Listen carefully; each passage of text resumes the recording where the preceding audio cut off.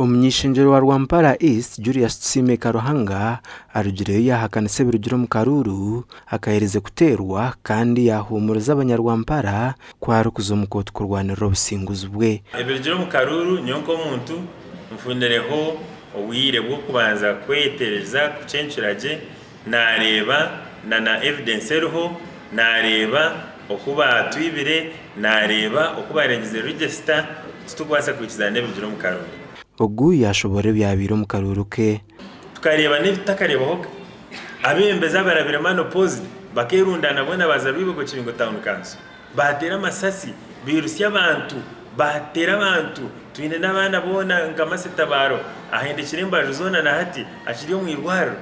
ibi byona bakubikora abashia arrogance shia impunity abo kujango bine cover ya RDC. Ogu yajumerera byo kwerinda babiri nibakoresubwa okutera no kucebera bururu ubwo wabira isimbire nawe. Itwe ya excellence ntushaba no mutima go kweshengereza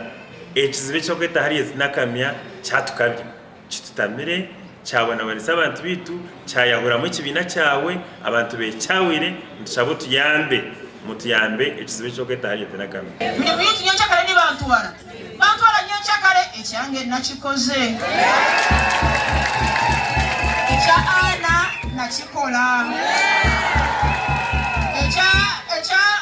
Charisi kyawedde Amos kyakoze eki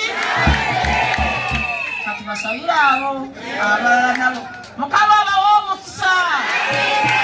Rubero rutaro ndebiro kugwanisa kutaka bahuga okushanga bamwe mu security nangwa n'abakuru umwe naremo abakujye bembera district level bakugeza kugwanisa furaga beyara wabirali presiding officer wabiro mugira ngo kanoga bo burengire akujya ngo koro koriho rugweshomire gukora abwa TV WestNehinda bataringaya.